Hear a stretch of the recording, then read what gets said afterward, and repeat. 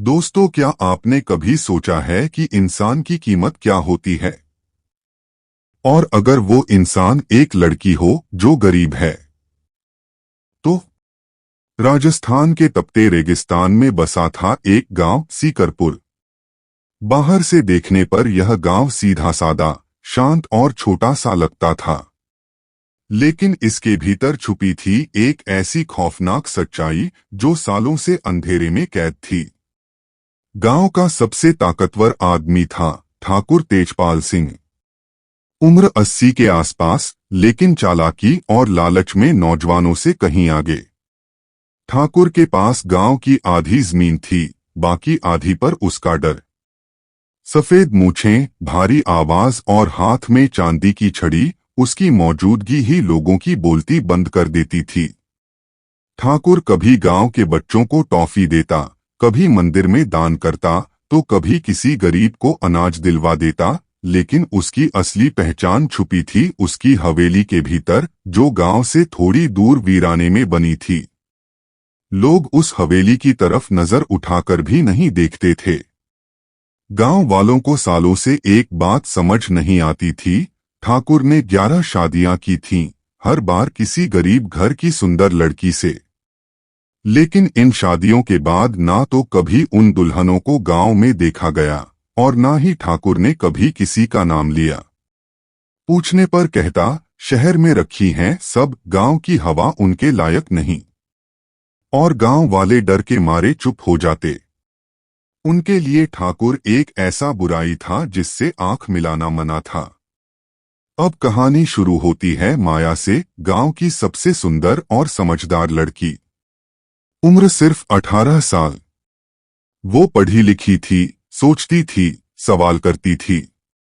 उसके पिता पर भारी कर्ज था। खेत सूखे पड़े थे और घर में चूल्हा जलाना मुश्किल हो गया था। एक दिन ठाकुर के नौकर ने संदेश दिया, ठाकुर साहब माया से शादी करना चाहते हैं। बदले में तुम्हारा सारा कर्ज माफ कर देंगे और जमीन भी देंगे। माया के पिता की आंखों में चमक आ गई। यह उनके लिए वरदान था। लेकिन माया ने साफ मना कर दिया, बाबा, मैं उस बूढ़े से शादी नहीं करूंगी।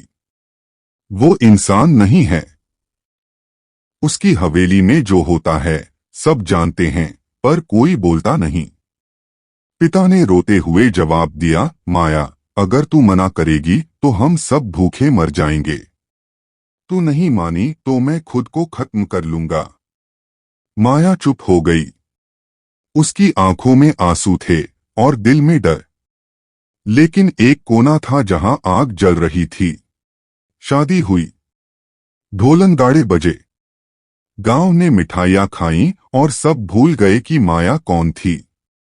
ठाकुर माया को लेकर हवेली पहुंचा। रात के अंधेरे में वो हवेली एक जिंदा किला बन जाती थी, जहां बाहर की आवाजें अंदर नहीं जाती और अंदर की चीखें बाहर नहीं आती। पहली रात माया को सजाया गया। लाल जोड़ा, हाथों में मेहंदी और आंखों में अनगिनत सवाल। दरवाजा खुला, ठाकुर अंदर आया। अब तू मेरी है, माया, इस हवेली की रानी। यहां से बाहर जाने का ख्वाब भी मत देखना।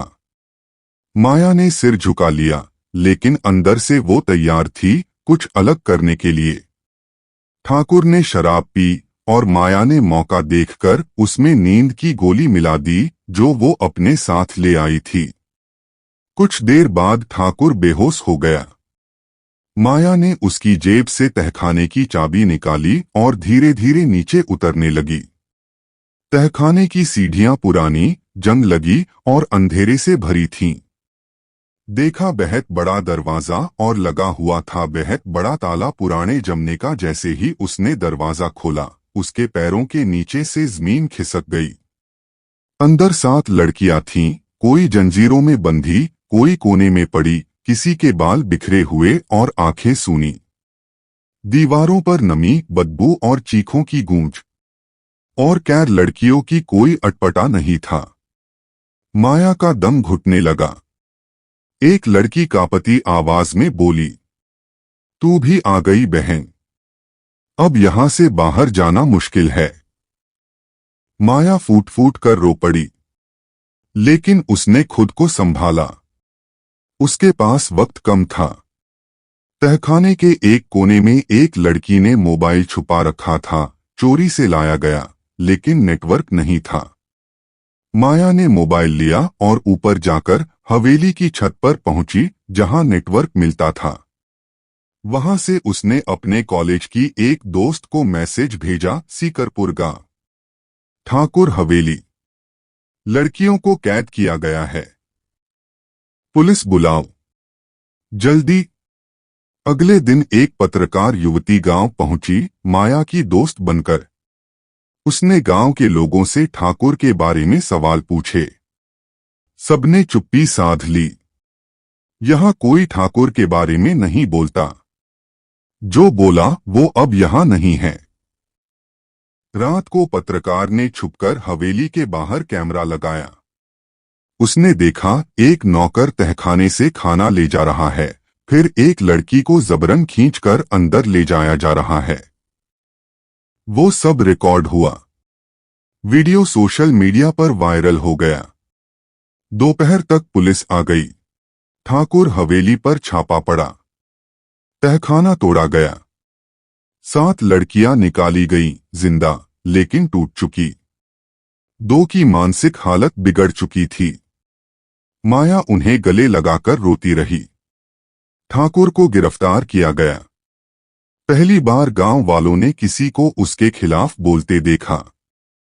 कुछ ने कहा हमें सब पता था, लेकिन डरते थे। माया अब शहर में एक संस्था चला रही है, हवेली की बेटियां। वो ऐसी लड़कियों को आवाज दे रही है जो खामोशी में दम तोड़ देती थीं। गांव की हवेली अब वीरान पड़ी है। वहां कोई नहीं रहता, लेकिन दीवारों पर एक सवाल लिखा है, अगर सब जानते थे तो चुप क्यों थे। अगर दिल छू गई ये कहानी तो लाइक करो, शेयर करो और ऐसी और कहानियों के लिए सब्सक्राइब जरूर करो।